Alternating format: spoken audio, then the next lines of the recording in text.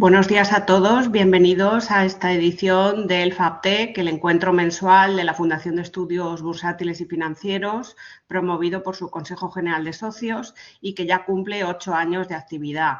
Es un encuentro mensual con temas de máxima actualidad, algunos de ellos regulatorios, otros de perspectivas tecnológicas, y hoy tenemos el honor de contar con un ponente que es un experto internacional en inteligencia artificial y, sobre todo, también en las implicaciones jurídicas de las nuevas tecnologías.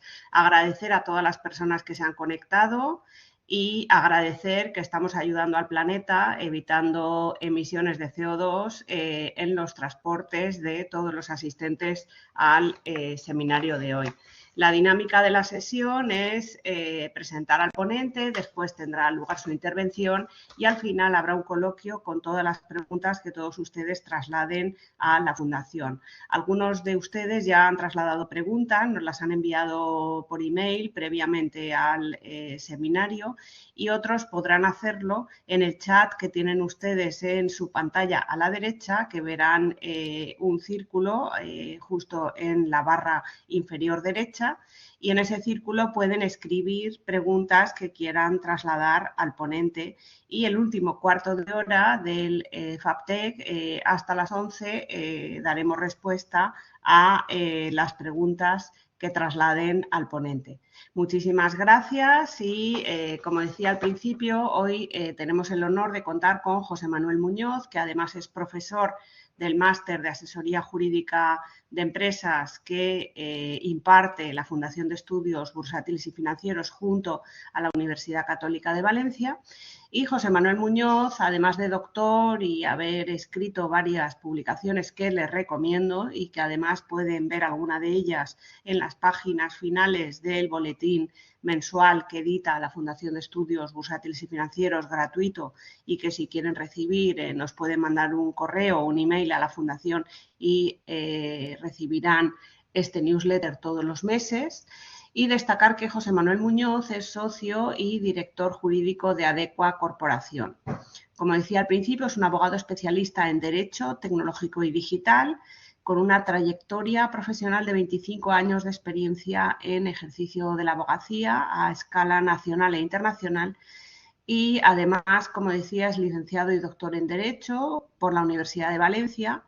Y además después hizo formación especializada en tecnologías y ámbito jurídico en otras entidades como por ejemplo el MIT o el Instituto de Empresa. Ostenta distintos premios y reconocimientos, por ejemplo a destacar el Premio de Investigación Tomás y Valiente 2021, la nominación al Premio Nacional de Investigación 2022 en ATIC, el Premio de Investigación ISACA 2023 que le dieron el mes pasado. Enhorabuena, José Manuel.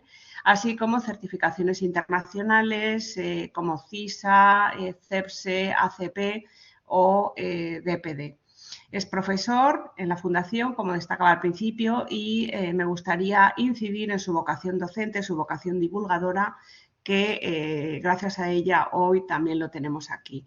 Él dice que continúa investigando en materia de derecho de inteligencia artificial y tiene publicaciones en diferentes revistas especializadas. Y hoy va a hablar de inteligencia artificial y sobre todo de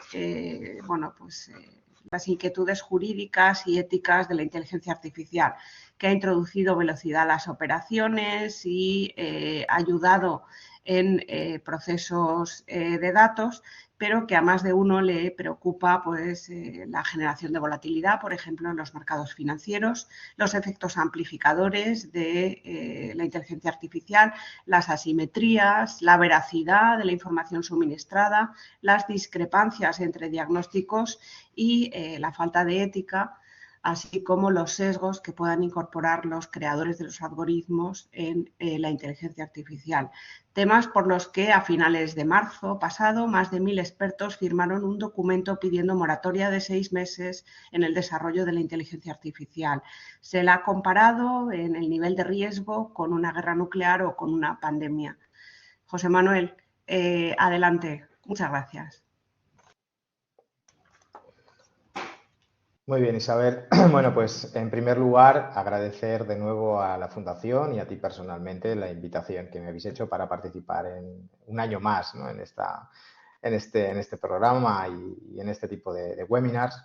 Y bueno, pues espero estar a la altura un poco de la presentación que has hecho y de los contenidos, ¿no? Donde además, bueno, pues el ritmo de la tecnología es fulgurante, pero también lo que está ocurriendo en el ámbito del derecho, sobre todo, pues también, a pesar de que va a su ritmo lento y despacio para todos, bueno, pues siempre todos los días tenemos novedades de algún modo en cualquier rincón del mundo, ¿no? Ayer, sin ir más lejos, tuvimos ese principio de acuerdo entre Estados Unidos y Unión Europea para crear ese convenio sobre inteligencia artificial que siente unas bases éticas para empresas de cara a lo que será el futuro reglamento europeo y que todavía evidentemente le queda bastante recorrido y resolver esa situación transitoria hasta que tengamos pues una norma de referencia.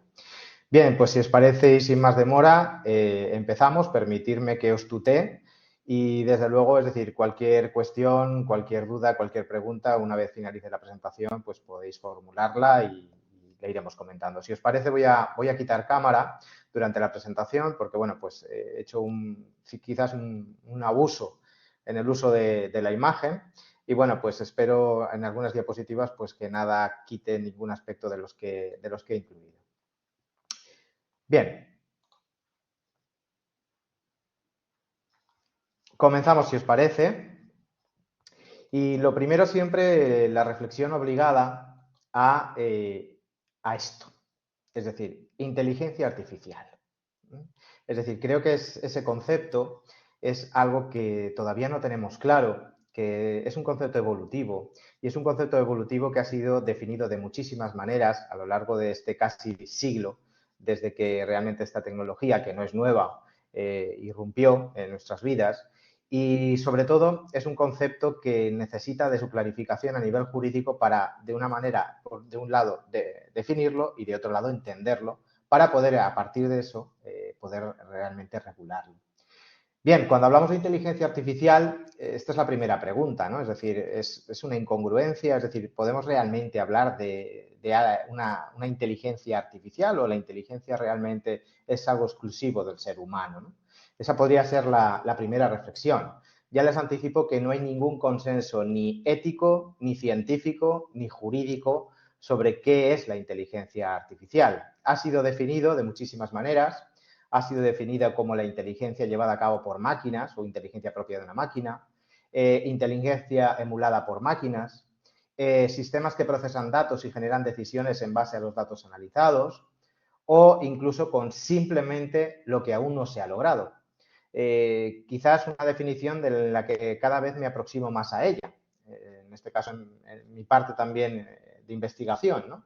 Es decir, porque realmente si analizamos qué es la inteligencia, del concepto de inteligencia del que partamos y su aplicación, cada vez más nos alejamos de ese concepto de realmente inteligencia artificial. Y la pregunta que nos deberíamos hacer es si los sistemas de Machine Learning realmente son inteligentes o un sistema experto es realmente inteligente. O cada vez más, y sobre todo la percepción social, es que asociamos artificial e inteligencia a todo aquello que se hace solo, es decir, a todo aquello que funciona automatizadamente. Y eso, desde mi punto de vista, no es inteligencia artificial, sino es más bien inteligencia humana. Cuestión, es un concepto evolutivo, es un concepto que durante casi este siglo ha cambiado en su nomenclatura, en su conceptualización, ha evolucionado a la vez que la tecnología y esto va a seguir evolucionando. De hecho, fíjense o fijaros cómo esa falta de consenso en su definición científica, ética y jurídica, pues se ha visto reflejado en la tramitación de esa norma que pretende ser referencia internacional. En este caso, la propuesta de reglamento regulador de la inteligencia artificial de la Unión Europea. Es una propuesta que se lanzó el 21 de abril de 2021, que está actualmente en tramitación y que ha cambiado ya 6 veces la definición de aquello que quiere regular. Eso evidencia la complejidad de estas cuestiones y sobre todo de ese carácter evolutivo. Evidentemente estamos ante una tecnología que va a cambiar absolutamente el mundo que conocemos. Y digo va a cambiar porque si se han fijado en la diapositiva gráfica que he puesto anteriormente, donde aparecía una especie de feto humanoide conectado a un útero materno, Esa sería la forma más visual quizás de expresar cuál es el estado de esa rama del derecho incipiente que llamamos derecho de la inteligencia artificial, es decir, ni tan siquiera nacido. Pero aparte de todo eso, creo que quizás también esa imagen gráfica, creo que también es muy significativa y creo que podría resumir también, desde mi punto de vista y modesto punto de vista, por supuesto, soy abogado, no soy científico, pero desde luego sí que he investigado y me he impregnado tanto de la ética como de la ciencia, como en este caso del derecho en todas estas materias, y creo que esa imagen refleja también un poco el estado de la inteligencia artificial, es decir, estamos todavía en una fase primaria, es decir, estamos hablando de que la inteligencia artificial que hoy está en el mercado y que mañana estará en el mercado, estamos hablando de todavía una inteligencia artificial débil. Una inteligencia artificial que, por supuesto, no tiene ni conciencia ni conciencia, no entiende absolutamente nada de lo que está haciendo. Se basa más en la automatización, más que en una autonomía, por supuesto. Entonces, bueno, pues esa es la inteligencia que tenemos hoy, pero lo que tenemos que pensar, y eso en este sentido creo que el legislador es quizás su asignatura pendiente, no tenemos que pensar en lo que hoy tenemos en el mercado, sino en lo que hoy ya se está investigando por distintos laboratorios y en lo que hoy ya se está testeando en distintos laboratorios, que es una inteligencia artificial más avanzada, una inteligencia artificial, en este caso, con mayor capacidad y mayor autonomía.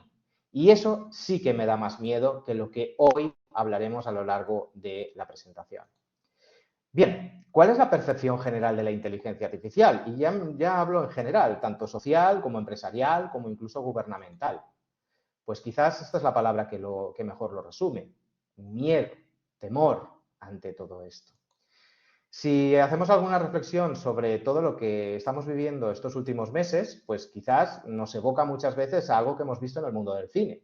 Creo que todos y todas recordaremos pues, la imagen de Terminator, ¿no? Una máquina hecha por parte de una supercomputadora que toma el control, que considera a la raza humana un peligro y que decide exterminarlo o mantener aquellos recursos que sean necesarios para su propia existencia.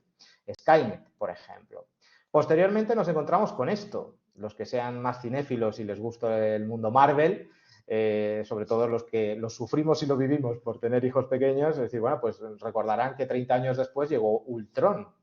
Ultron es una inteligencia artificial que consiguió hacerse a sí misma, consiguió autoprogramarse a sí misma y que además fue capaz de incluso generar en este caso, su propio dispositivo físico material en el que, bueno, pues redirige y se instala para, bueno, pues llevar el mal a toda la humanidad, ¿no?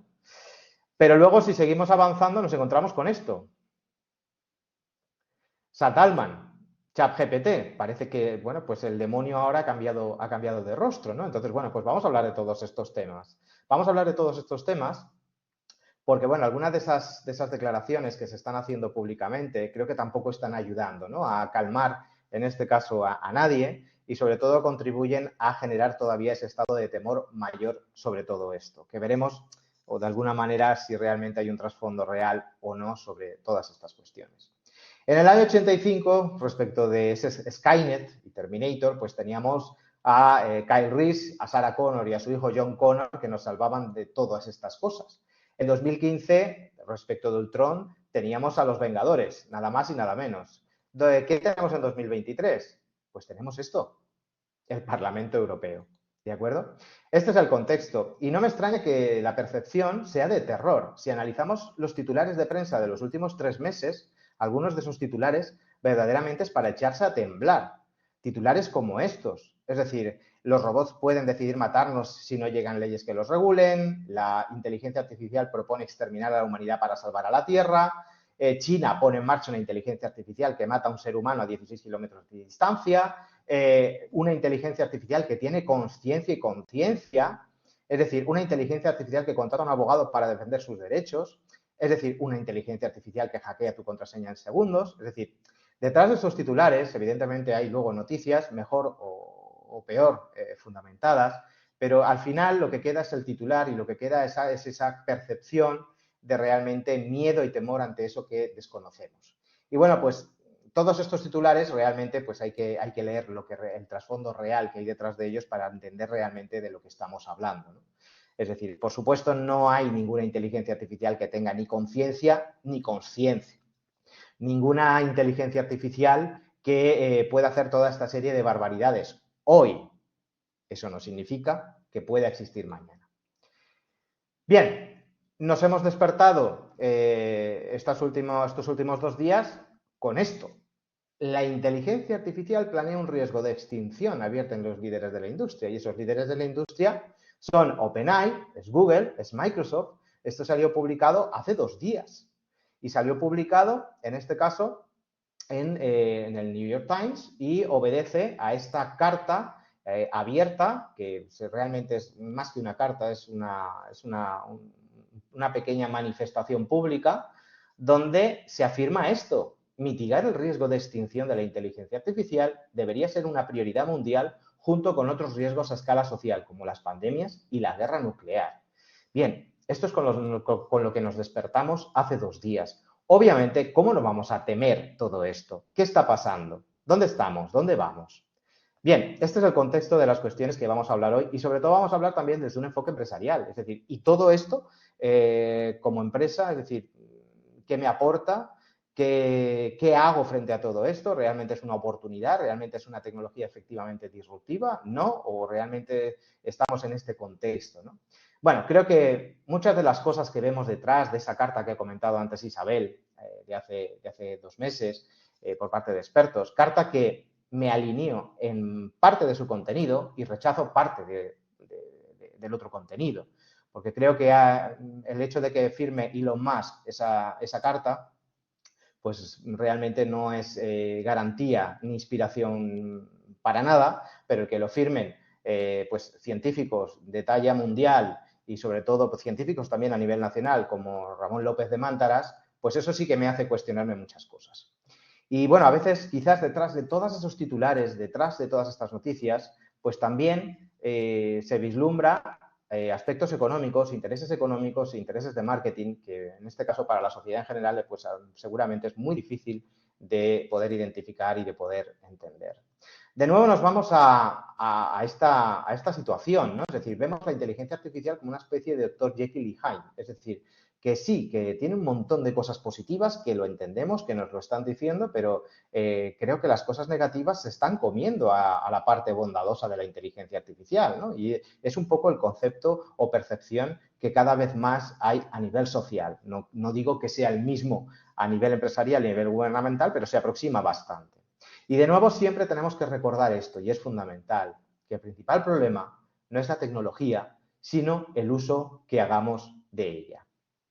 Por ejemplo, el fuego. Todos los usos positivos que pueda tener el fuego, pero también todos los usos negativos. Recordamos todos los incendios, por ejemplo, de California, ¿no? Hace 2 años y durante esta última década, por ejemplo. O la energía atómica, la energía nuclear. Es decir, todas sus bondades, el suministro eléctrico, su aplicación en medicina, pero también, bueno, pues creo que recordamos todos que fue Hiroshima, o recordamos todos también qué pasó en Fukushima, ¿no? Bien, o por ejemplo esto, ¿qué más tecnología que mantener en el aire y desplazar miles de kilómetros algo que pesa toneladas de fuselaje? Y que sin embargo, ¿qué más tecnología que esto? Bueno, pues todos conocemos y sabemos cuáles son sus usos benevolentes, pero todos también tenemos en nuestra retina la imagen del 11S, como fue utilizado como realmente un arma de destrucción masiva. Esto sí fue un arma de destrucción masiva. Bien, insisto, el principal riesgo no es la tecnología, sino el uso que se puede hacer de ella. Pero también tenemos que ser conscientes de que esos riesgos también dependen del diseño de esa tecnología, de sus capacidades, de sus características y de su contexto. Es decir, diseñadores y desarrolladores de todos estos sistemas no pueden mirar hacia otro sitio y decir, esto tiene mucho peligro, hagan ustedes algo. Oiga, no, perdone, usted ha diseñado y desarrollado esto. Usted es la persona que está en mejor condición para limitar los riesgos que puedan afectar al posterior uso de esa tecnología. Y aquí entramos en temas de responsabilidad de los diseñadores y desarrolladores, con el argumento siempre contradictorio de que si regulan nuestra responsabilidad se paraliza la innovación. Bueno, pues tenemos que buscar un punto de equilibrio. Lo que está claro es que si yo fabrico coches, no puedo poner un coche en el mercado sin frenos y sin airbag. Pues si soy, en este caso, un desarrollador o un fabricante de un sistema inteligente, pues tendré que poner un sistema en el mercado que realmente haya hecho los deberes. Es decir, que haya, en este caso, estimado cuáles pueden ser sus riesgos y haya establecido medidas para poder gestionarlos adecuadamente y minimizar los mismos, si no erradicarlos. ¿Cuáles son esos retos y riesgos de la inteligencia artificial? Bueno, pues creo que se ha hablado hasta la saciedad de ello. Aquí siempre utilizo una frase de Stephen Hawking, que de esas tantas que nos dejó sobre materia de inteligencia artificial, y que creo que todas se están cumpliendo una detrás de otra. Esperemos que no todas. La inteligencia artificial puede ser lo mejor o lo peor que nos ha sucedido a la humanidad. Y ese es el contexto actual que tenemos. Sus usos benevolentes son absolutos en todo tipo de sectores y ámbitos de nuestra vida.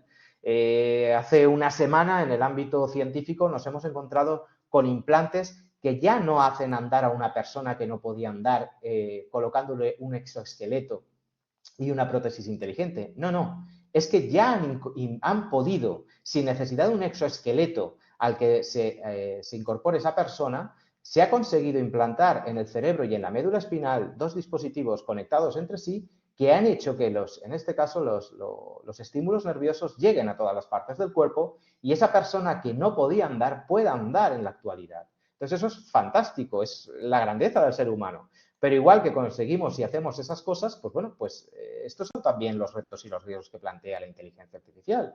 Y no se trata de aterrorizarnos, sino simplemente de identificarlos, saber cuáles son y ver qué tenemos que hacer para minimizarlos, erradicarlos y gestionarlos adecuadamente cuando no podamos hacerlos desaparecer.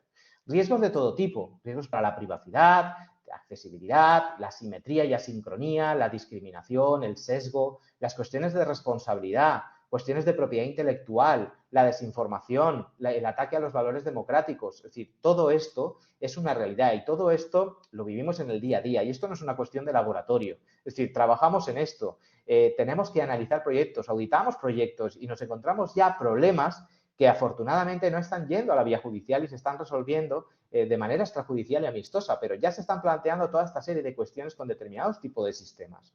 Y lo hemos vivido en administraciones públicas, lo hemos vivido en empresas privadas y ya basta de mero ejemplo, pues lo que fue, por ejemplo, el escándalo en Holanda con un sistema implantado en administraciones públicas donde se tomaban decisiones en base a un algoritmo que evidentemente aplicaba sesgo, ¿no? Sesgo y discriminación por razón del origen racial y condición social, por ejemplo.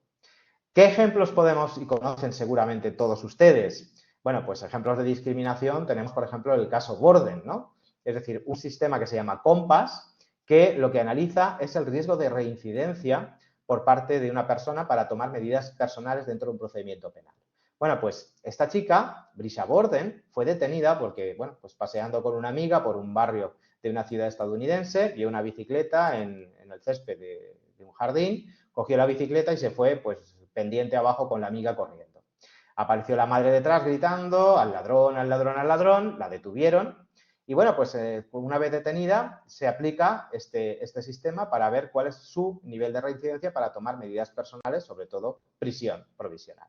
Bueno, pues la cuestión es que sorpresivamente tenemos a Vernon Prater, un delincuente habitual, un delincuente con delitos, en este caso sobre todo robo con violencia, intimidación y uso de armas, y valora su riesgo en 3 y lo valora como bajo riesgo de reincidencia. Sin embargo, Abisha Borden, que acababa de cometer su primer delito, el que les acabo de comentar, valoraba su nivel de riesgo en 8, alto riesgo de reincidencia. Bueno, pues estas son las cosas que están pasando. Discriminación por razón de la piel, por ejemplo. El uso también de la inteligencia artificial para la desinformación. Pues creo que todos recordamos la detención de Donald Trump, ¿no? Es decir, falso, absolutamente falso. O las declaraciones de rendición de Zelensky hace unos meses también. O, por ejemplo, recientemente, hace un par de semanas, pues las imágenes de un ataque terrorista al Pentágono. Absolutamente todo falso. Y eso, evidentemente, impacta en la sociedad. Otro de esos riesgos también de los que se está hablando mucho es la explicabilidad. Todos y todo el mundo coinciden que la inteligencia artificial tiene que ser explicable. Pero ahora seamos realistas. Y desde el punto de vista científico, ¿una inteligencia artificial puede ser realmente y plenamente explicable? ¿Quién tiene la capacidad de entender su funcionamiento y riesgos? ¿Los propios creadores de los algoritmos pueden tomar, que toman las decisiones, los llegan a entender? O sea, ¿pueden saber los datos con los que se entrena ese algoritmo y incluso los personales que no pueden divulgarse? ¿Cuántos miles o millones de parámetros maneja un sistema de inteligencia artificial? ¿175.000 millones, como se asociaba a ChatGPT 3? o más de 100 billones de parámetros, como se está asociando, sin confirmar, por supuesto, a ChatGPT la versión 4. Es decir, ¿realmente se puede llegar a explicar lo que está sucediendo ahí dentro?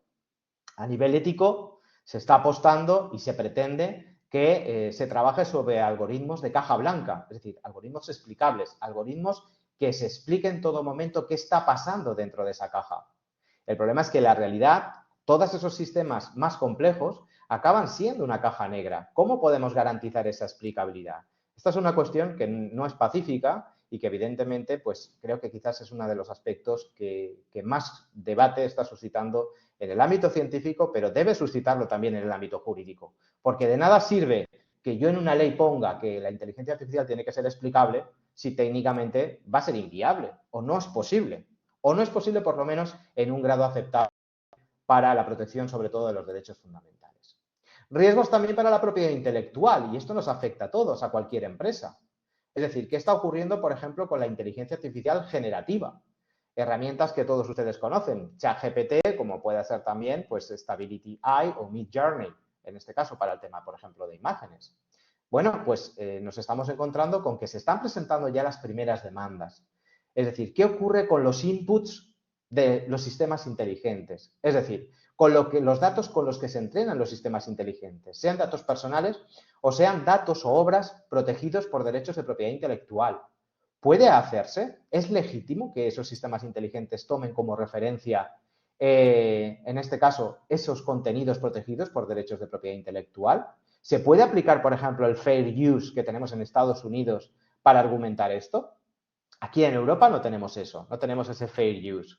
Aquí en Europa podemos aplicar la minería de textos y de datos para justificar y que esto se puede hacer si no se ha opuesto el autor. Es decir, todo esto está generando realmente una discusión internacional en la que las cosas no están claras. Y de hecho se han presentado ya las primeras demandas, por ejemplo, pues con Stability AI, contra DeviantArt, contra OpenAI, incluso en el ámbito, por ejemplo, de la programación informática, hay una demanda también presentada contra Microsoft, GitHub y OpenAI también. Es decir, porque, bueno, pues se están utilizando pues, contenidos sujetos a derechos de autor también en el ámbito de la programación.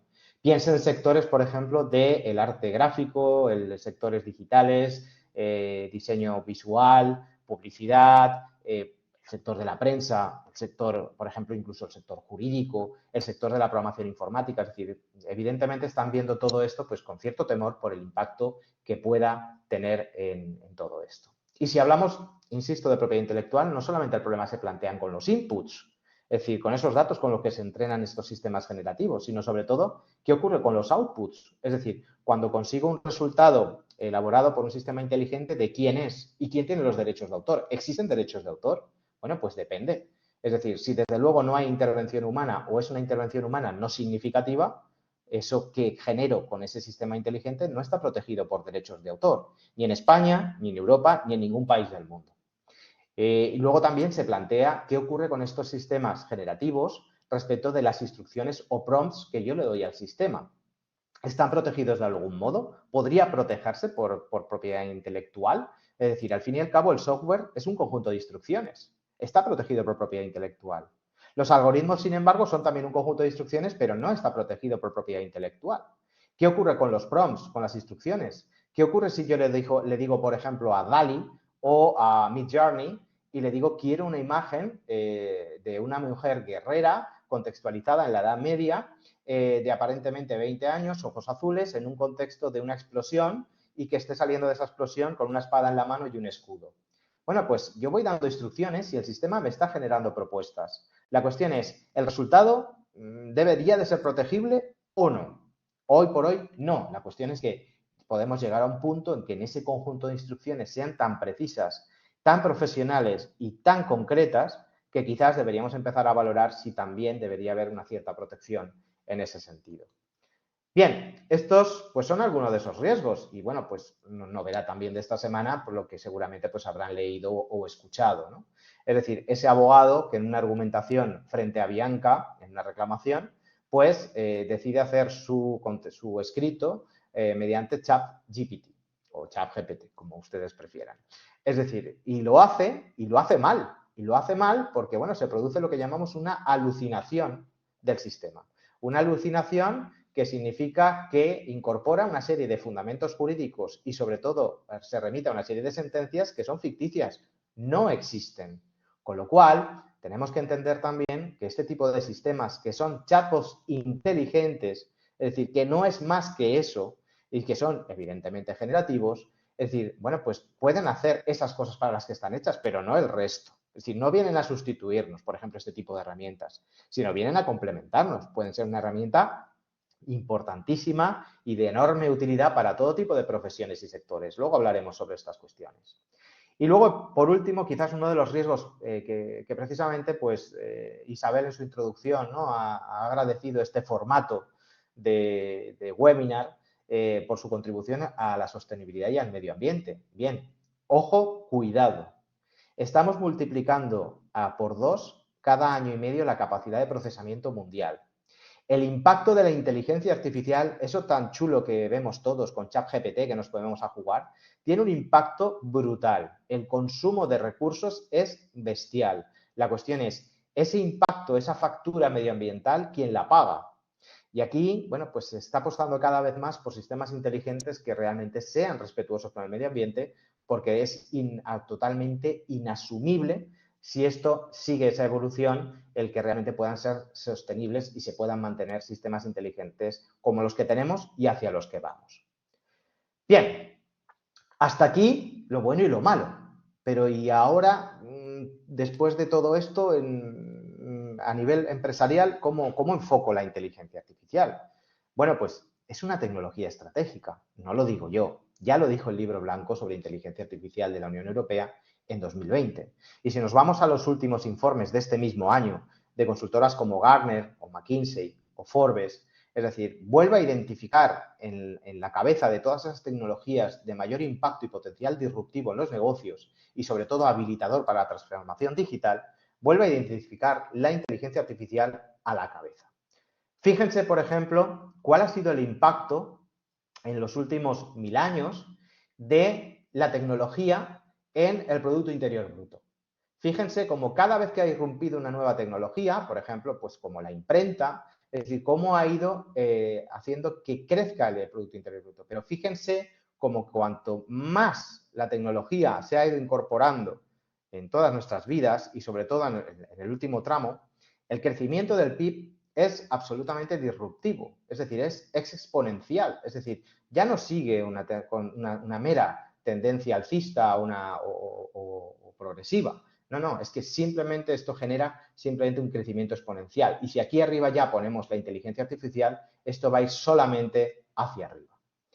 Bien, si nos fuéramos hacia atrás, siglos atrás, pues nos encontraríamos también con otra tecnología, ¿cómo no? Como la simple rueda. La rueda es tecnología. Y sería fantástico este tipo de gráficos, que no nos quedáramos simplemente aquí, sino que fuéramos un poquito más atrás. Pero fíjense cómo las innovaciones tecnológicas se producen cada vez más en periodos más cortos de tiempo. Con lo cual, las revoluciones de las que tanto hablamos, revolución 4.0, no sé si estaremos ya en la 30.0 en estos años. Porque realmente los procesos de cambio cada vez más a través de la tecnología son tan rápidos que realmente el crecimiento exponencial es brutal. Y lo es tanto a nivel de Producto Interior Bruto como a nivel, sobre todo, de ventas y de ingresos brutos por parte de determinadas empresas de determinados sectores. El problema es este. Es decir, todo esto es genial, pero tenemos que hacer que esto se comparta. Y aquí me permito hacer referencia a una frase de Henry Ford. El verdadero progreso es que el que pone la tecnología al alcance de todos. Es decir, que no se produzca eso que hemos visto antes, esa asincronía y asimetría en la inteligencia artificial. Es decir, la inteligencia artificial tiene que estar a disposición de todos. Y cuando digo todos, me refiero a nivel de ciudadanos, pero también a nivel de empresas. Si no, competimos en un mercado mundial en desigualdad de condiciones.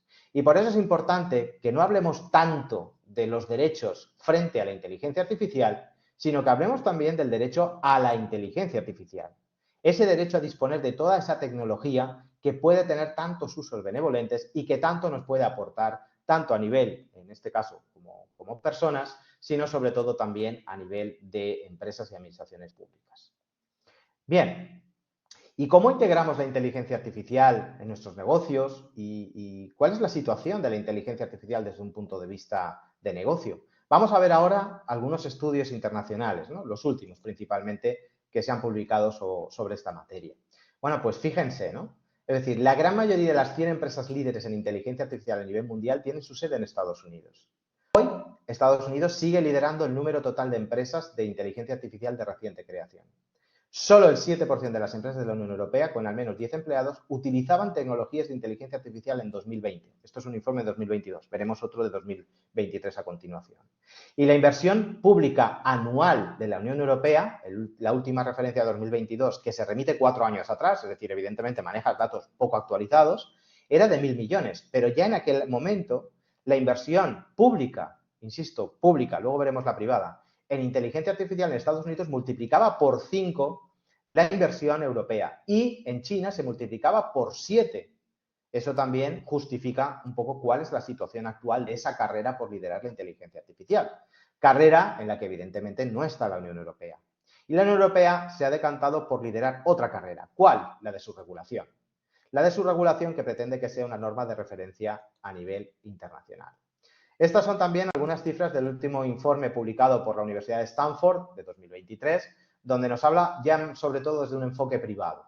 Y fíjense como, por ejemplo, durante la última década, el volumen de inversión privada, hemos hablado antes de la pública, la inversión privada en inteligencia artificial, fue 18 veces mayor, es decir, ha crecido 18 veces en estos 10 años. Sin embargo, ojo, que en 2022 y de cara a 2023, esa inversión ha sufrido una minoración respecto al año anterior. Y eso puede ser significativo de distintas cosas. Por ejemplo, la inversión privada mundial en 2022 fue de 91.900 millones de dólares. Supone un descenso respecto de 2021 del 26,7%. Hoy, Estados Unidos lidera la inversión en inteligencia artificial, insisto, inversión privada. Lideraba la pública, lidera también la privada. 47.000 millones de dólares invertidos en Estados Unidos frente a los 13.400 invertidos en China. ¿Cuál es el área de interés o de mayor inversión? Sobre todo el ámbito médico y sanitario, la gestión de datos, procesamiento y sistemas cloud, así como la parte o el sector fintech, por ejemplo. A nivel de empleo, sigue creciendo sin parar y sobre todo a nivel de percepción social siguen siendo los países orientales, sobre todo China, donde la percepción social es más benevolente sobre la inteligencia artificial y aquellos productos o servicios que la integren. Aquí tienen dos gráficos que muestran pues precisamente esos datos gráficamente esos datos que les acabo de mencionar, es decir, cómo en 2022 esa inversión privada ha bajado y cómo se distribuye a nivel de países esa inversión a nivel mundial. Lidera Estados Unidos, sigue China y Francia y Alemania lo encontramos a partir del puesto 6 y 7 en el ámbito mundial. Bien, aquí tienen un poquito más el desglose en cuanto a empresas emergentes en materia de inteligencia artificial. Sigue liderando Estados Unidos, sin ninguna duda, y desde luego sí que se ha notado una aminoración, congruente también con el descenso de la inversión privada, de irrupción de nuevas empresas en materia de inteligencia artificial. ¿Cómo se integra o cómo se está integrando la inteligencia artificial en las empresas? Bueno, pues veremos cómo se estaba integrando hace 2 años y qué está ocurriendo hoy, ¿no? Bueno, pues hace 2 años, sobre todo, esa integración se estaba focalizando en la adopción de esa inteligencia artificial más común, más habitual, esa inteligencia artificial que llamamos débil, la que hoy tenemos en el mercado, pues sobre todo llevándola a operaciones de servicio, a la optimización de operaciones de servicio, la mejora de productos basados en inteligencia artificial, la automatización de los centros de contacto. Sobre todo, ese es el foco en el que en estos últimos 2 años ha tenido un mayor despliegue. Sin embargo, en 2023 vemos como que se empieza a abrir de mayor manera todo esto y se está incrementando esa integración, ¿no? Por ejemplo, aquí tienen algunos de esos ejemplos, sobre todo la integración de agentes virtuales, sobre todo la robotización de procesos, donde evidentemente la inteligencia artificial tiene un papel esencial, optimización de las operaciones de servicio, ahí se ha incrementado, ya lo veíamos en 2021, la creación de nuevos productos basados en IA, sobre todo el análisis del servicio al cliente y la mejora de productos basados en IA. También es cierto, este informe también que adiciono al de Stanford, el de Baker McKenzie, también reciente de 2022, nos habla de que también está incrementándose el uso de esta tecnología, sobre todo en el ámbito de la contratación y selección de personal, es decir, en el ámbito de los recursos humanos.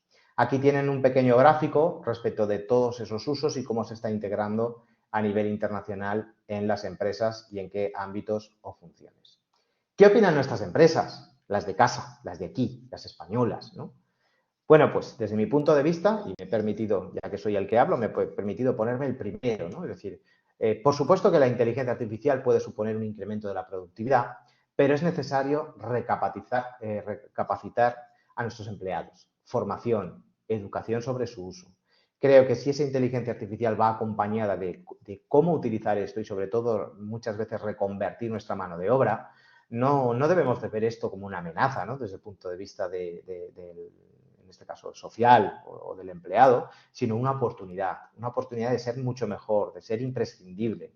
Y de hecho, pues como hemos visto anteriormente en el gráfico, todas las tecnologías y todas las revoluciones en la historia de la humanidad pues han supuesto un cambio de la mano de obra, un cambio del mercado de trabajo, que evidentemente comporta una extinción de determinados puestos de trabajo, pero la irrupción de otros puestos de trabajo nuevos, por ejemplo.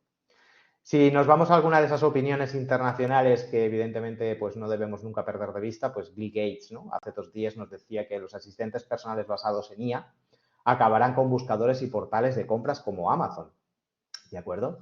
Bueno, pues por ahí van los tiros. Es decir, a nivel estratégico, a nivel internacional, las empresas están posicionándose para buscar esa app, ese asistente personal que yo me descargue en el móvil, que realmente, es decir, sea mi herramienta inteligente que yo lleve mañana, tarde y noche y con la que hable e interactúe permanentemente.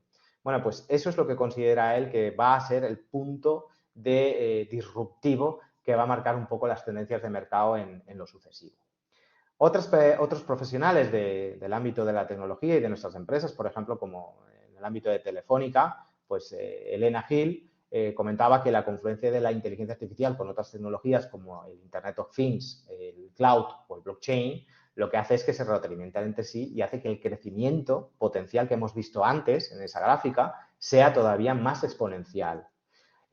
Bárbara Fernández, por ejemplo, de Mafre, comentaba que ese potencial de la IA sigue en aumento, es decir, la aportación a la eficiencia es brutal y que el siguiente paso es conseguir que los sistemas tomen decisiones de una forma cada vez más autónoma, es decir, la autonomía. Autonomía que es un concepto que, como verán, repele y cada vez más se está apartando y si se fijan, lo que hablábamos antes de coches inteligentes o coches autónomos, eso ha desaparecido. Ahora hablamos de coches automatizados, pero obviamos y eliminamos de la calificación de inteligente o autónomo, porque hay miedo a esa autonomía. Si damos a un sistema autonomía, ¿quién decide? ¿Quién toma las decisiones? Plantea problemas jurídicos, pero plantea también cuestiones éticas. Nos vamos, por ejemplo, al ejemplo clásico. Es decir, en el ámbito de la conducción autónoma o automatizada, bueno, pues si realmente tuviéramos un coche realmente autónomo, la cuestión es, bueno, pues hay un dilema filosófico que se llama el dilema del túnel, que viene de otro que se llamaba, viene de otro antecedente o derivado que se llamaba el dilema del tranvía, que les animo a que lo consulten por internet y vean un poco y analicen ese dilema, que me parece interesantísimo. Pero básicamente es muy sencillo. Si yo voy en mi coche, en este caso con mi coche autónomo, y voy a entrar a un túnel y de repente se cruza pues, una señora por delante, el coche tiene dos opciones: o atropella a la señora o gira bruscamente y estampa el coche contra un muro. La cuestión es, ¿quién decide quién vive y quién muere? ¿Cuál es la decisión correcta que tiene que tomar el coche en ese instante? ¿Que lo decide el diseñador y el desarrollador? ¿Quién toma la decisión de quién vive y quién muere? Pero la cosa se complica más. Imagínense que en el coche no viajo yo solo, sino viajo yo, mi mujer y mis 2 hijos de 3 y 5 años.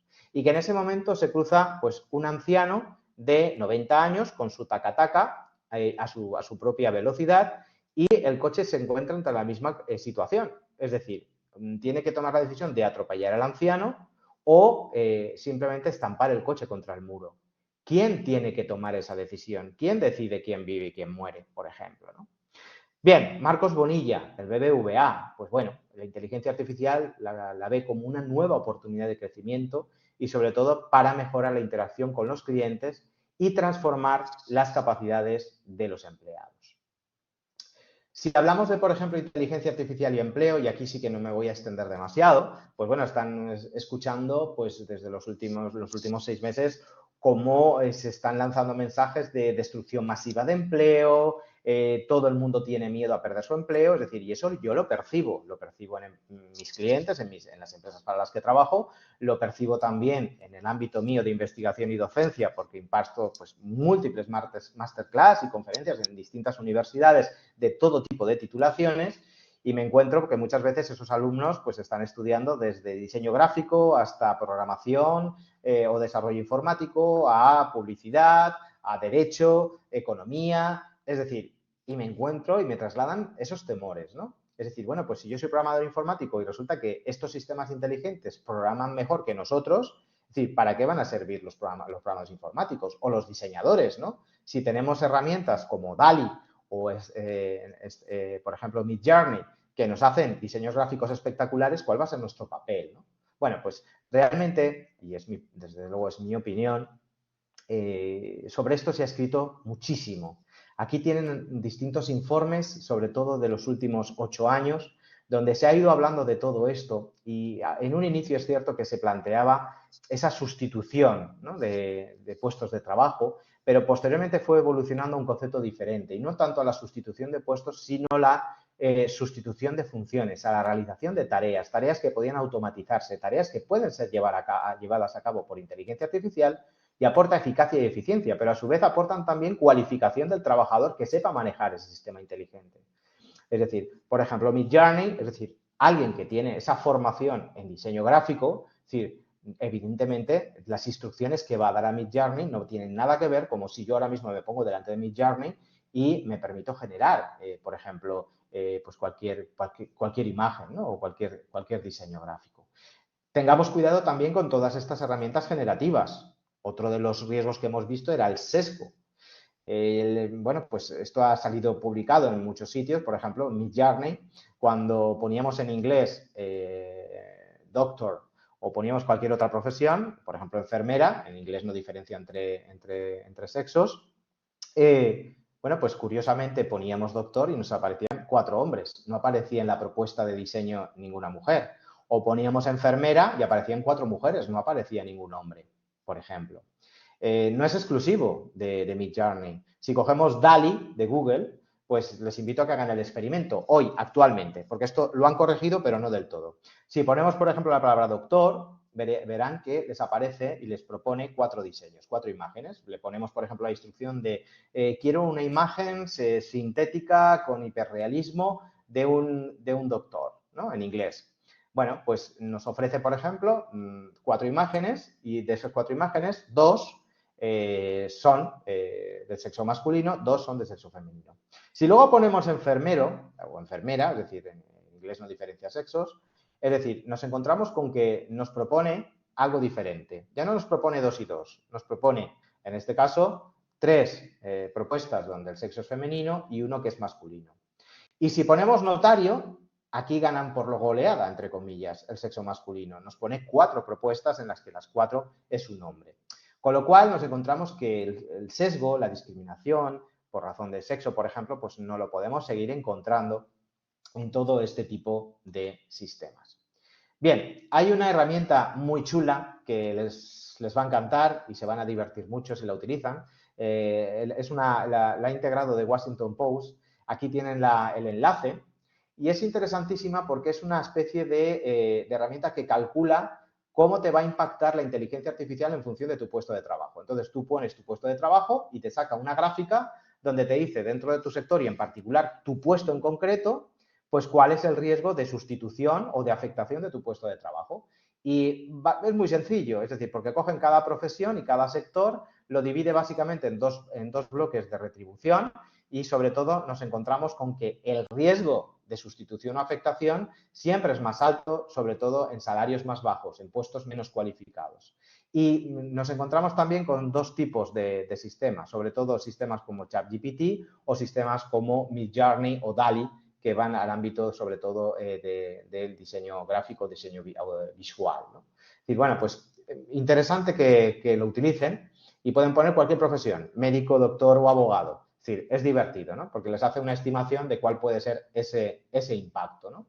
Aquí, por ejemplo, pues tienen algunos ejemplos de lo que serían, por ejemplo, carreras en el ámbito de la salud, de la programación informática y la computación, o, por ejemplo, de servicios sociales. Fíjense, por ejemplo, pues esos riesgos, sobre todo, de ambos tipos de tecnologías, ¿no? Inteligentes, ¿no? La generativa propiamente dicha.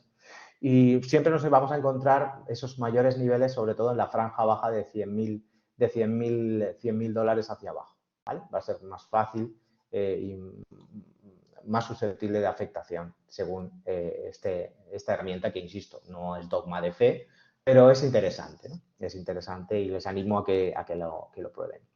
Bien, ya hemos hablado de inteligencia artificial, hemos hablado de sus retos, hemos hablado de sus riesgos, pero por otra parte nos están diciendo los estudios y las grandes consultoras internacionales nos hablan de las tendencias y nos dicen que eso es una tecnología estratégica, es decir, ¿cómo integro yo esto en mi empresa si además tiene toda esta serie de riesgos? O sea, ¿qué hacemos? ¿Cuál es la solución a todo esto? ¿Qué soluciones tenemos? Bueno, pues soluciones podemos barajar muchas. Soluciones políticas, éticas, legales, incluso empresariales, entre otras muchas. Hay quien propone incluso crear una agencia internacional de la inteligencia artificial. José María Álvarez Pallete, CEO de Telefónica, propuso recientemente el crear una superagencia internacional de inteligencia artificial. No va a poder regular, no va a tener capacidad regulatoria, con lo cual tiene poco sentido desde mi punto de vista el que realmente generemos esa agencia. Otra cosa es que sí existan organismos supranacionales, como ya se está trabajando en ello, como la UNESCO, por ejemplo, en las que generen pues unas bases éticas, unas bases de buen gobierno para la inteligencia artificial que luego los legisladores tomen como referencia. Pero no veo, de hecho, fíjense que en Estados Unidos justo se acaba de producir este debate, ¿no? en el Congreso y en el Senado sobre si se debería crear otra agencia, en este caso global, de inteligencia artificial en Estados Unidos. Y se ha rechazado porque se considera que las propias agencias que ya existen, cada una en su sector, en el ámbito ferroviario, en el ámbito del transporte aéreo, si son agencias que ya tienen que pronunciarse sobre la inteligencia artificial en su aplicación sectorial y que sería engordar en este caso, más infraestructuras que no van a aportar valor a lo que es realmente las necesidades que hoy tenemos en el mercado. Pero bueno, es una cuestión que podemos tener distintas opiniones al respecto. ¿Qué están haciendo los países sobre esto? Bueno, pues sobre inteligencia artificial los países han tomado distintas estrategias y aquí tienen un mapa de calor a nivel internacional de cuáles son esas estrategias y cuáles son esos países que pues han desarrollado su propia estrategia en materia de inteligencia artificial. Lo tenemos a nivel europeo, lo tenemos a nivel internacional y, por supuesto, incluso a nivel autonómico tenemos una estrategia sobre inteligencia artificial en Cataluña y en Comunidad Valenciana, por ejemplo. Pero ¿es suficiente esa estrategia? ¿Qué dicen esas estrategias? ¿Apuestan exclusivamente por la ética? ¿Apuestan por la regulación? ¿Apuestan por un híbrido? ¿O consideran que no debe regularse? Hay distintas estrategias internacionales que consideran que no debe regularse la inteligencia artificial. Bien, insisto, necesitamos soluciones. Las estrategias no nos dan la solución. Se tienen que ejecutar esas estrategias. Vamos a ir más allá. Es decir, ¿la ética podría ser una solución a esos problemas que hemos hablado? Bueno, pues el problema de la ética es que nos indica qué es lo correcto y qué es lo incorrecto. Y son marcos que no dejan de ser marcos dispositivos, marcos voluntarios, que yo decido adherirme o no adherirme, con lo cual no son vinculantes. Y eso genera, pues, un problema. Si nos remontamos un poco quizás a las primeras normas que podrían ser aplicables a nivel ético a la inteligencia artificial, fíjense que nos tenemos que ir a la ciencia ficción, a las obras de Isaac Asimov en el año 1942, las 3 leyes de la robótica. Sobre todo, nunca dañar a un ser humano, ni psíquica ni físicamente. Creo que es el ABC, pero fíjense que nos tenemos que ir al ámbito de la literatura y de la ficción, porque no es una obra científica, es una obra literaria de donde extraemos estas leyes. Y sobre las mismas se han construido lo que hoy son los principales marcos éticos de inteligencia artificial a nivel internacional. Y que estos son principalmente los marcos de mayor consenso en la actualidad a nivel internacional. Sobre todo, a nivel europeo, las directrices éticas para una inteligencia artificial fiable de 2019, lo que son los principios de Asilomar de 2017 y luego, sobre todo, tanto los principios éticos de la OCDE de 2019 y los de la UNESCO de 2021. De hecho, son los principios que son actualmente la base de todos los acuerdos y convenios que se están negociando en la actualidad a nivel internacional. Esto es la ética, ¿de acuerdo? Y este es un poco el mapa también de calor de cuáles son esos países que han tomado iniciativas en el ámbito ético y están incorporando sobre todo los principios de la OCDE en materia de inteligencia artificial. Bien, aquí, por ejemplo, tienen la referencia a distintos informes que recogen cuáles son esas prácticas éticas, ya no solamente de países, sino incluso de algunas empresas. La única cuestión es que si extractamos de todos esos marcos éticos, de todas esas propuestas éticas, cuál o cómo debería ser esa inteligencia artificial, pues extraemos todos estos. La inteligencia artificial debería estar siempre sometida a control y supervisión humana.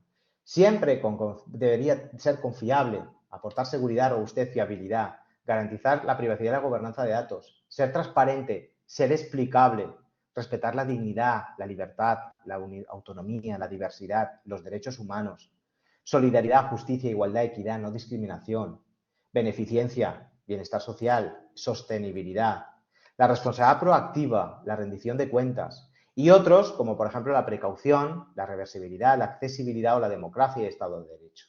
Esos otros no están en todos los marcos que hemos visto, están en algunos, pero creo que son lo suficientemente importantes para que tuvieran reflejo en aquel marco que tomemos como referencia, ya no solamente como Estado o Gobierno, sino sobre todo incluso como empresa. Es decir, cuando integro un sistema inteligente en mi empresa o en mi administración pública, ¿cómo debe de ser? ¿Cuáles son esos principios que debe respetar? ¿Qué es lo que tengo que exigir a mi proveedor? Bien, el problema es este. El problema es que la ética plantea esta situación y este temor, que son las prácticas de ethic washing. Esas prácticas son aquellas en las que realmente una empresa o una organización dice lo que supuestamente pretende hacer y lo que va a hacer, pero luego no lo hace.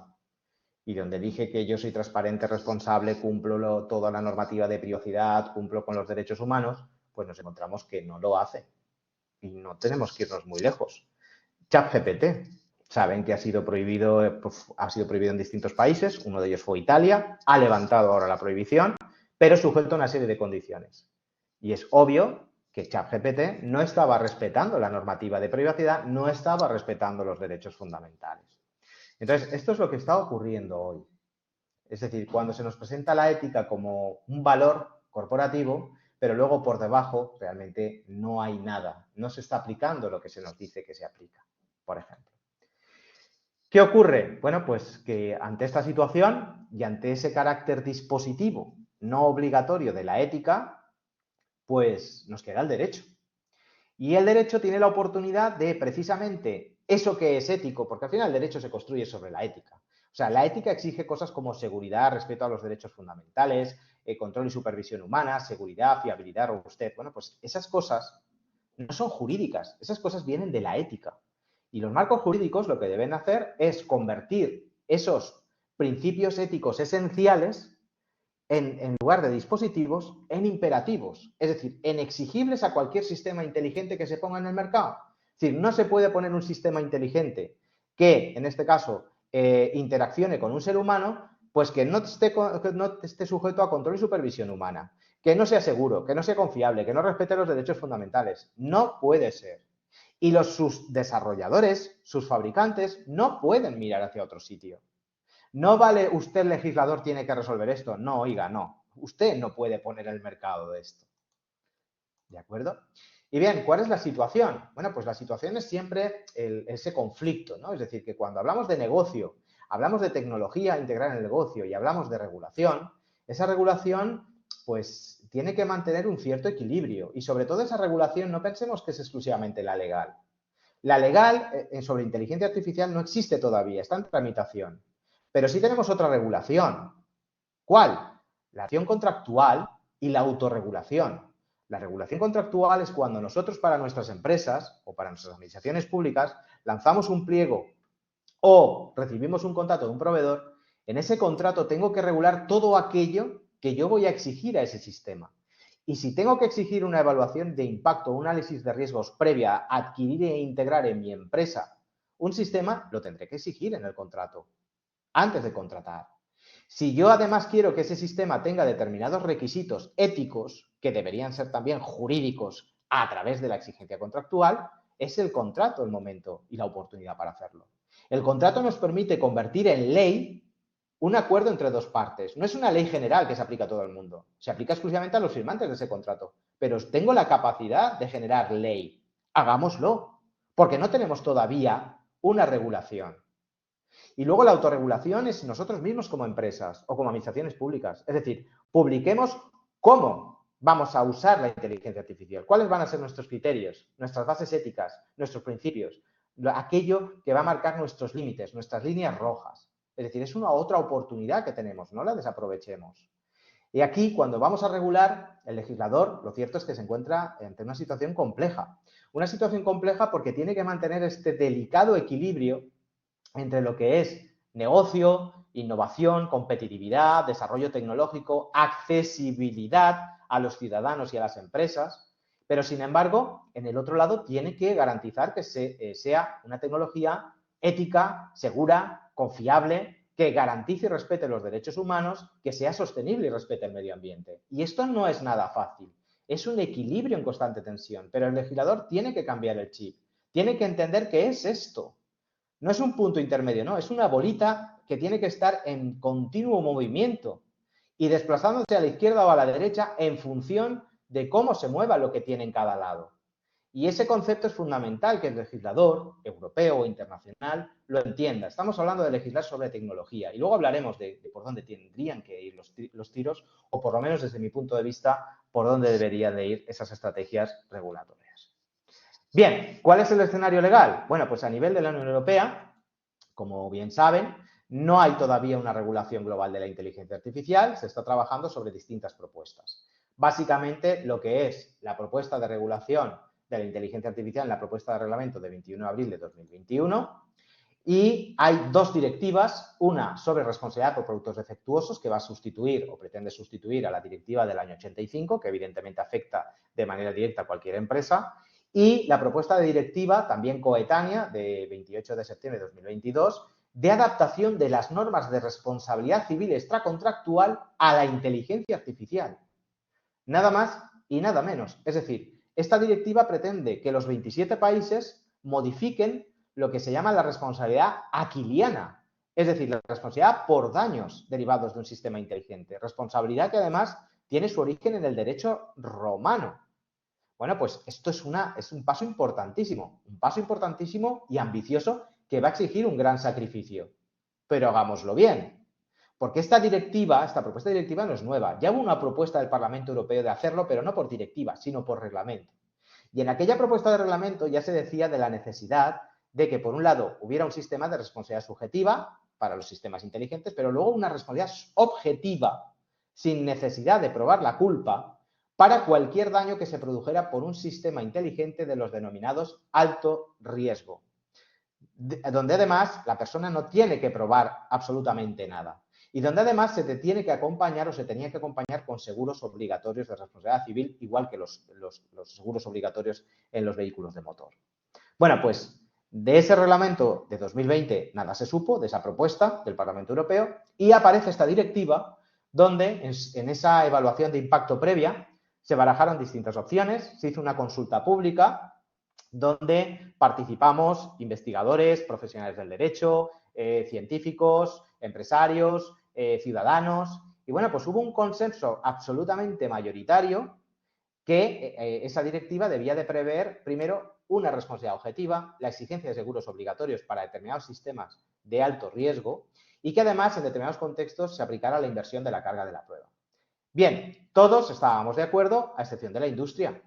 A excepción de la industria, con evidentemente su poder en este instante, que fue tal que realmente lo que hizo fue hacer que esa opción se descartara y que realmente se haya quedado en un sucedáneo. Es decir, un sucedáneo donde realmente lo que se incorpora son una serie de medidas para facilitar la prueba en determinados contextos, siempre contextos judiciales, en el que, bueno, pues además esas medidas de facilitación de la prueba no es directa. Es decir, va a estar sujeto a toda una serie de condicionantes, con lo cual se aleja totalmente de lo que, desde mi punto de vista, yo esperaba y creo que muchos profesionales del derecho esperábamos, porque, insisto, creo que no se está enfocando hacia lo que pueda ser la inteligencia artificial mañana o pasado, sino realmente a lo que es hoy. Y cuidado, porque los problemas de responsabilidad civil extracontractual ya se están planteando. Afortunadamente, en su práctica totalidad, no están llegando a los procedimientos judiciales, precisamente por el riesgo que genera después de el análisis de viabilidad de esos procedimientos, pero ya se están planteando. Entonces, considero que esta propuesta se aleja muy mucho de aquella propuesta primigenia del reglamento del Parlamento Europeo y creo que se aleja mucho de lo que considero debería ser deseable desde un punto de vista proteccionista, en este caso del perjudicado y sobre todo para garantizar ese derecho al resarcimiento efectivo. Como novedad de este último mes y como novedad de ayer, es decir, decirles que, por otra parte, el Consejo de Europa está trabajando ya en generar un convenio internacional sobre inteligencia artificial que de alguna manera prevea un marco ético aplicable y por cualquier país que se adhiera, en este caso, a dicho convenio. Y por otra parte, ayer se llegó a un acuerdo entre Estados Unidos y la Unión Europea sobre inteligencia artificial con el objetivo de crear un acuerdo marco autorregulador que recoja los principios éticos aplicables y exigibles a cualquier empresa desarrolladora de inteligencia artificial en Estados Unidos y en la Unión Europea. Ese acuerdo marco parece ser que habrá un borrador en unas semanas, aunque entiendo que en este caso su aprobación, en el mejor de los casos, pues no llegará hasta dentro de varios meses. Esto realmente se ha generado ante esa situación transitoria en la que todavía no tenemos legislación y todavía el Reglamento Europeo de Inteligencia Artificial está en tramitación y auguro que todavía le queda bastante recorrido. En cuanto a la propuesta de Reglamento Europea, la habrán oído hablar de ella. Su propuesta inicial, pues, no es una regulación horizontal de la inteligencia artificial, sino solamente de lo que se consideran sistemas de alto riesgo, que los regula minuciosamente, pero el resto de sistemas no los regula. Los de riesgo medio o los de riesgo bajo no los regulaba y simplemente prohibía determinados sistemas porque los consideraba de riesgo inadmisible.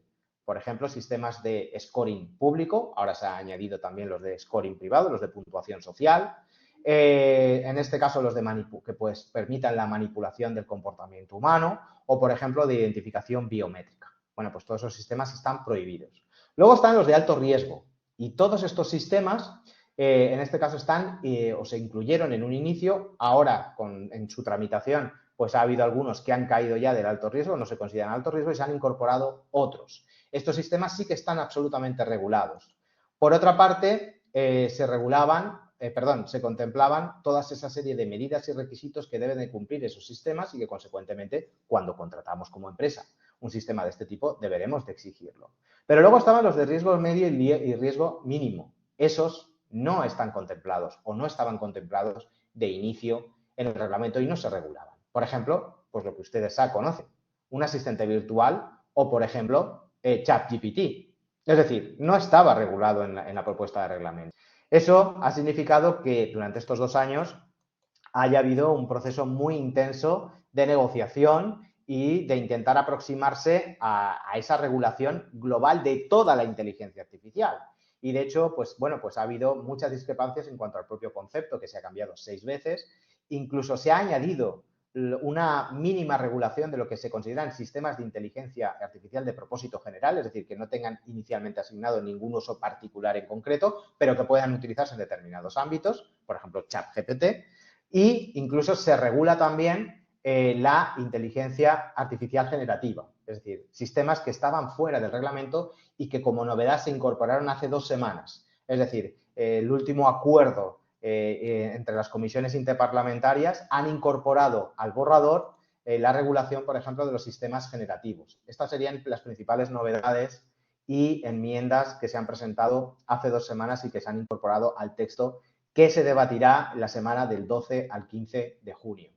Y bueno, pues en cuanto a la IA generativa, ChatGPT, Midjourney, etc., es decir, se incorporan nuevas obligaciones, sobre todo obligaciones de transparencia, obligaciones de que se establezcan medidas por parte del proveedor o desarrollador contra la generación de contenidos ilícitos y, sobre todo, que se informe y se documenten y se pongan a disposición del público un resumen de cuáles han sido los datos que se han tomado como entrenamiento que estuvieran protegidos por la legislación de derechos de autor. Claro, esto en la práctica, ¿cómo se va a llevar o cómo se pretende llevar a cabo? En fin, propuestas de buena voluntad, pero que luego habrá que llevar a la práctica, y por eso les auguro que va a haber muchos cambios todavía en todas estas cuestiones alrededor de la propuesta de reglamento. Y bueno, nos enteramos por el camino cosas como esta. Llega Sandalman y dice, bueno, el borrador actual de la Ley de Inteligencia Artificial de la Unión Europea sería excesivamente regulado, pero hemos oído que se va a retirar. Bueno, pues será información privilegiada que tiene él, porque nosotros no tenemos esa información. Se va a mantener. De hecho, anunció también y amenazó de irse de la Unión Europea si seguían con esa regulación. Luego rectificó, ¿vale? Rectificó. Entonces, fíjense un poco por dónde van los tiros. A nivel español, tenemos ya algunas normas que hacen referencia a la inteligencia artificial y que regulan algunos de sus aspectos. Por ejemplo, en el ámbito laboral, la Ley Riders de 2021 ya regula cómo tienen que ser esos sistemas para la toma de decisiones en el ámbito laboral y la información a los comités de empresa. Normativas, por ejemplo, autonómicas, como la normativa valenciana o la normativa, en este caso, extremeña, donde establecen obligaciones concretas de transparencia, explicabilidad, etcétera. Y la próxima creación de esa Agencia Española de Supervisión de Inteligencia Artificial, que, bueno, pues se lanzó y se metió con calzador el 21 de diciembre de 2022, ese anuncio de su creación, pero bueno, pues está todavía sabiendo ya dónde va a ser su ubicación, que será en La Coruña, pues está pendiente todavía crear su estatuto y cuáles realmente van a ser sus funciones finales. A nivel internacional, bueno, pues a nivel internacional los distintos países han lanzado sus iniciativas regulatorias. Estados Unidos ahora mismo ha abierto un periodo de consulta pública para ver cómo regular la inteligencia artificial. Por ejemplo, Reino Unido e Israel han establecido ahora su hoja de ruta regulatoria, donde parten de un concepto muy diferente al europeo, a la propuesta europea, de la Unión Europea. Apuestan más por una descentralización en su gobierno y, sobre todo, apuestan más por la autorregulación de la industria y menos por la hiperregulación o menos por lo que llamamos hard law, ese derecho imperativo. O China, por ejemplo. China, que tiene normativa nacional, normativa local, e incluso, bueno, pues acaba de lanzar su proyecto de medidas administrativas para los servicios de IA generativa. Y es fantástico y maravilloso. Les invito a que miren y lean esa propuesta, porque la verdad es que pone lo que no pone en ningún texto propuesto europeo, pero claro, tenemos que leer todos los apartados. Esto es como los seguros.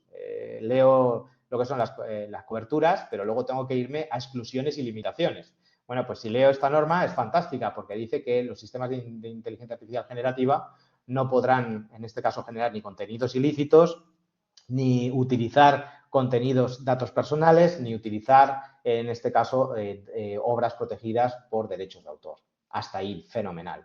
Pero luego leemos el resto de la norma y nos encontramos pues cosas que ya conocerán si han tenido alguna aproximación a alguna norma china, como que esto respetará la ideología del partido, invocará y defenderá el socialismo, etc, etc, etc, etc. Y bueno, pues otras normativas que ahora mismo están en preparación, pues por ejemplo Brasil o Chile, ¿no? Chile, curiosamente, pues ha lanzado su propuesta regulatoria y ha tomado como referencia el borrador europeo de 2021 y, curiosamente, en esa propuesta regulatoria lo da por aprobado ya. Es decir, bueno, pues bueno, en fin, esa es la situación actual a nivel internacional. La cuestión es que, por un lado está el derecho, por el otro lado está el negocio. La cuestión es cuando vengan todas estas normativas, cómo llevamos esto al negocio, cómo lo llevamos a la práctica, cómo cumplimos. Y bueno, pues para esto creo que una de las cosas más positivas es que la propuesta de reglamento europea apuesta por la normalización y la estandarización.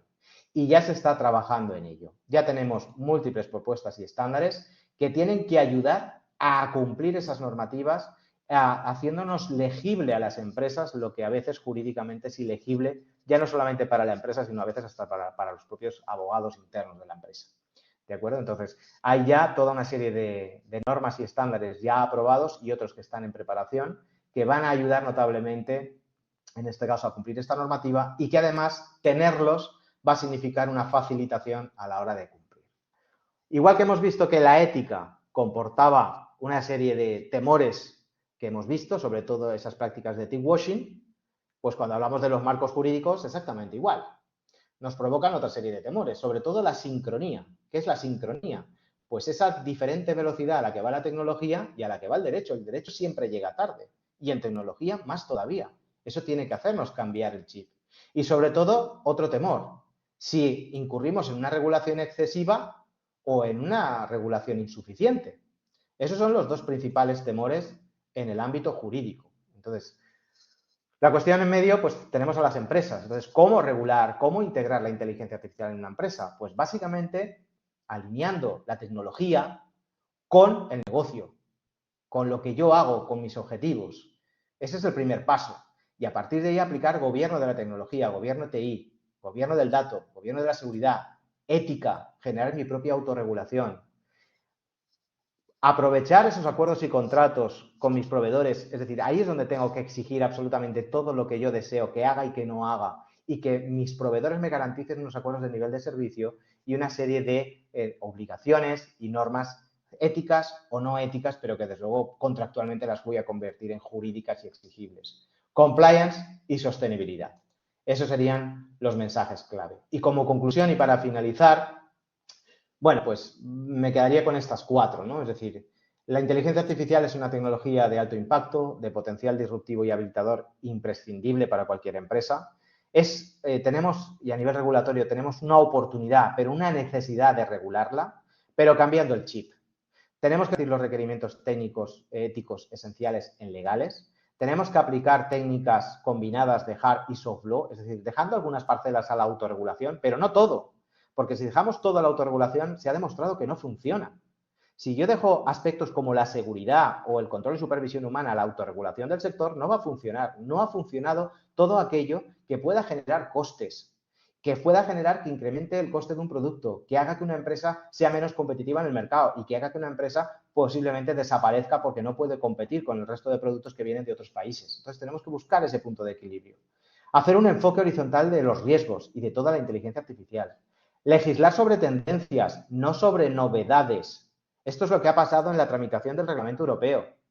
No se contempló cosas que era obvio ya entonces. Llevo desde hace 3 años, o especialmente intensos durante los últimos 2, precisamente criticando esto. Es decir, ¿por qué el reglamento deja fuera sistemas de nivel medio o bajo? No puede dejarlos fuera, por ejemplo.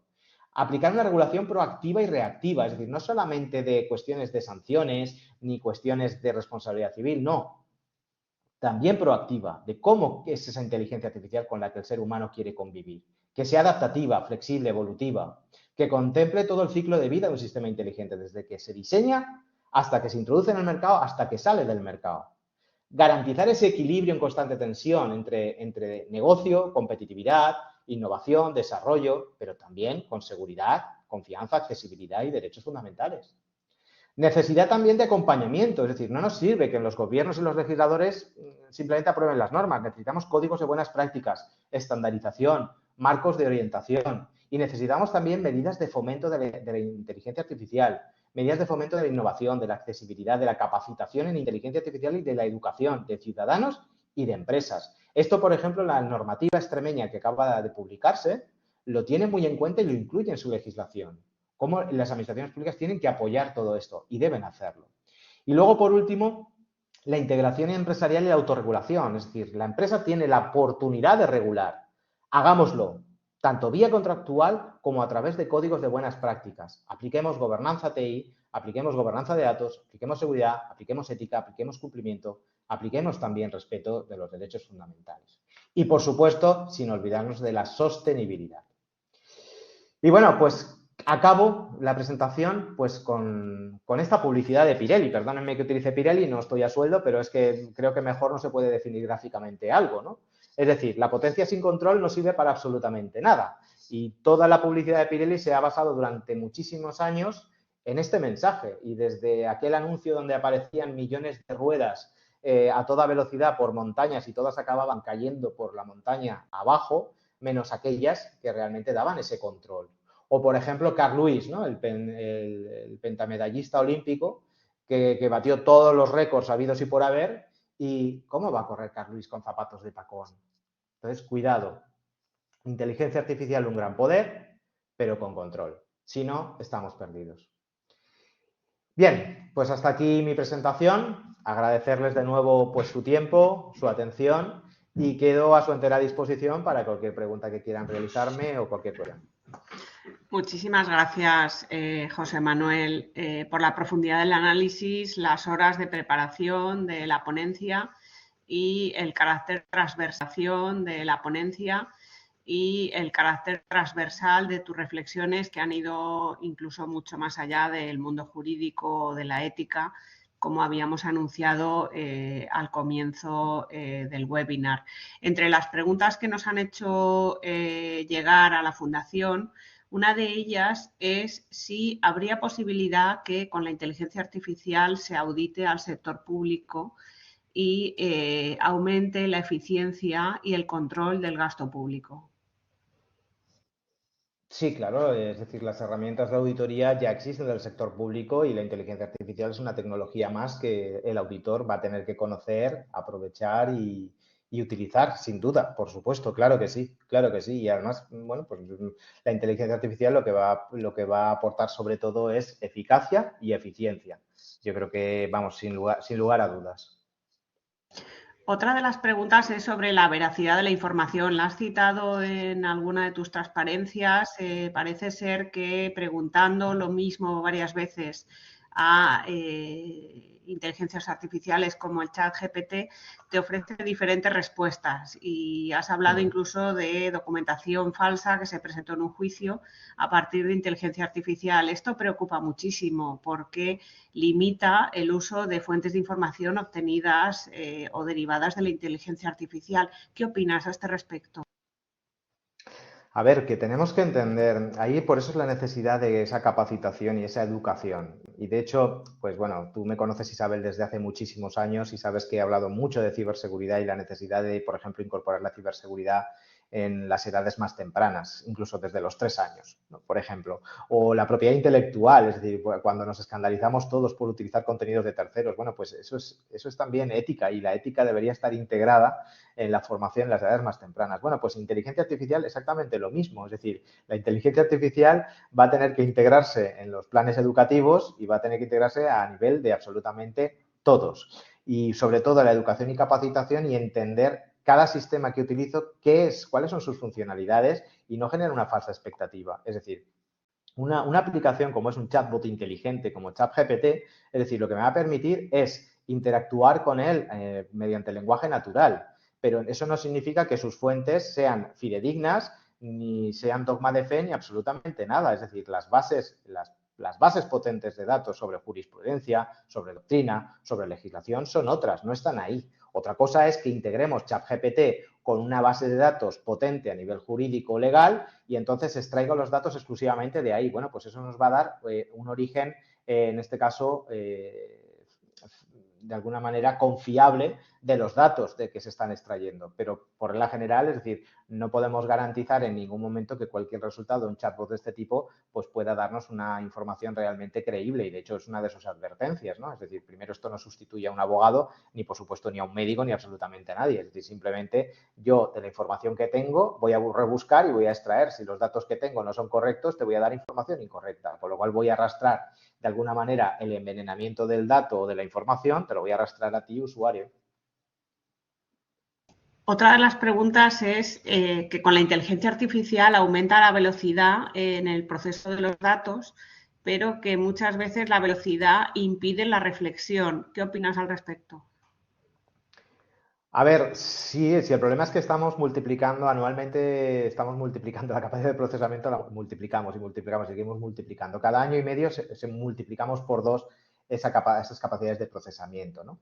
Y lo único es que, bueno, pues la velocidad evidentemente implica todo esto y de hecho lo acabamos de ver. Es decir, la tramitación del Parlamento de la propuesta europea va a un ritmo y la irrupción de cosas nuevas en tecnología va a otro.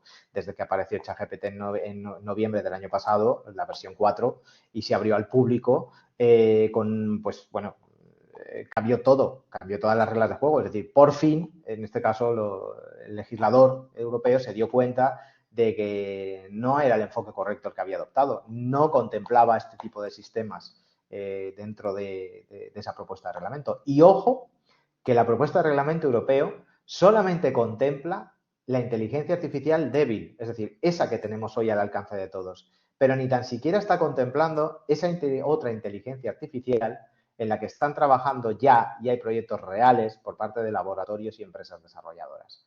Entonces, con lo cual, pues bueno, pues o cambiamos el chip y hacemos herramientas legislativas ágiles que se adapten en todo momento a las necesidades, o realmente esto o no se aprobará nunca o estaremos modificándolo cada 5 minutos, porque evidentemente la tecnología va a un ritmo y el derecho va a otro totalmente diferente. Nos llega una última pregunta porque ya estamos en tiempo. Nos preguntan si el ciudadano debe asumir el coste de capacitación en inteligencia artificial o puede exigirse responsabilidad social a las empresas desarrolladoras para cubrir este aspecto. A ver, vamos a ver, el ciudadano lo que no podemos es pedirle peras al olmo, y me explico. Es decir, esto es complejo, muy complejo. Si a los profesionales que trabajamos en esto, en cada una de sus parcelas, los científicos por su lado, los jurídicos por otro, incluso los filósofos, ¿no? en su parte también, nos resulta a veces complejo llegar a entender todo esto, imagínense pues un ciudadano de a pie, ¿no? Entonces yo creo que es una labor de las administraciones públicas y de hecho, por ejemplo, pues significó la ley, por ejemplo, extremeña que acaba de publicarse, donde precisamente incide en esto, en la necesidad de que las administraciones públicas se vuelquen en educar y capacitar al ciudadano, porque precisamente tenemos que garantizar eso que he dicho antes, ese derecho a la accesibilidad a la inteligencia artificial, y si no sé utilizarla y no sé qué me aporta un determinado sistema, difícilmente puedo realmente utilizar todas sus capacidades y explotarlas adecuadamente. Pues José Manuel, hemos llegado al final del tiempo. Agradecerte Muy bien. enormemente, no se puede decir más en menos tiempo, y agradecer la participación de todos los asistentes. Por último, pedirles un favor, que haya inteligencia colectiva analógica que respondan a la encuesta de valoración en la que nos dicen o nos proponen temas para futuros webinars, y despedir a José Manuel y a Adecua con un aplauso, aunque sea digital, por la excelente ponencia en el día de hoy. Muchísimas gracias a todos. Pues muchísimas gracias, Isabel. Muchas gracias por todo. Adiós.